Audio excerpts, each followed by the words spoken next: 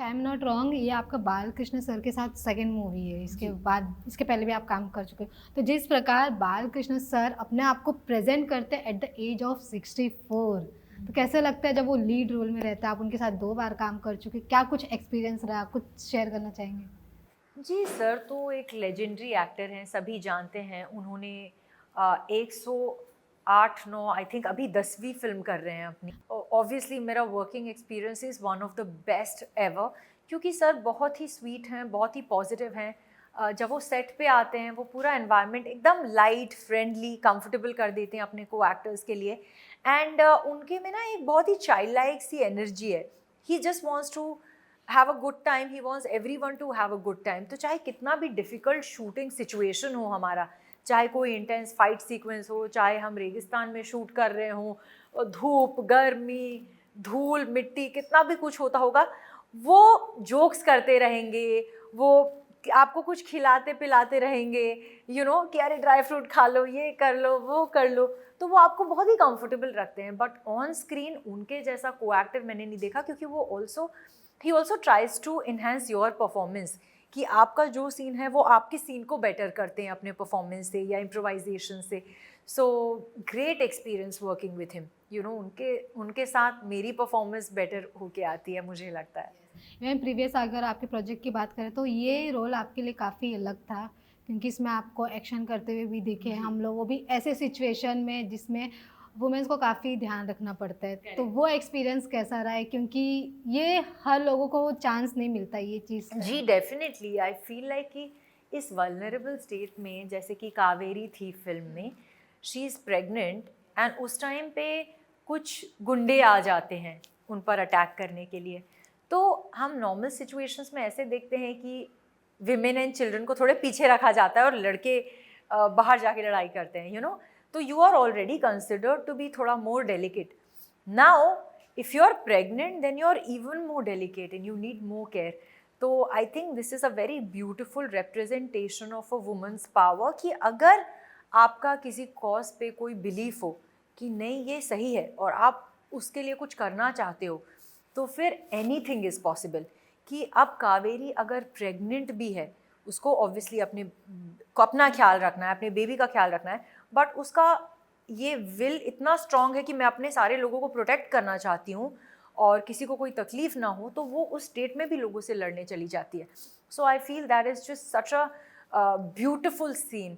और थोड़ा मेरे लिए डिफ़िकल्ट था उसे शूट करना, फिज़िकली थोड़ा चैलेंजिंग था कि हमने जल्दी जल्दी रिहर्स किया और इतना कुछ रातों रात शूट किया, थोड़ा डिफ़िकल्ट था, बट बहुत ही फुलफिलिंग था, बहुत मज़ा आई। और एकदम अलग एक्सपीरियंस था। जी, क्योंकि आप finally when you are in charge ना, there is a different high. ऐसे सेट कि बालकृष्ण सर काफ़ी चाइल्डिश या फिर कॉमेडी टाइप है, और यही हमने सुना है कि अक्षय सर भी सेट पर काफ़ी कॉमेडी करते हैं, क्योंकि सारा अली खान भी अपने इंटरव्यू में बोलती थी काफ़ी फ़नी टाइप है, काफ़ी जोक्स करते हैं, प्रैंक करते हैं। आपके साथ कभी हुआ था कि अक्षय सर ने ऐसा कोई प्रैंक किया हो?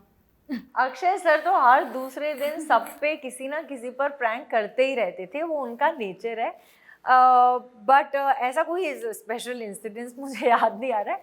एक ऐसा छोटा सा बात हुई थी जब ना, एक वो सीन है, अगर आपने खेल खेल में देखी होगी, कि जब रात को, जब फिल्म पूरी ऑलमोस्ट ख़त्म होने को आती है एंड ये लोग, when I am trying to run to the terrace, पर फिर मैं नीचे आ जाती हूँ, वो एक ऐसा सीन था बेसिकली जो स्विमिंग पूल के पास से मुझे भाग के आना था।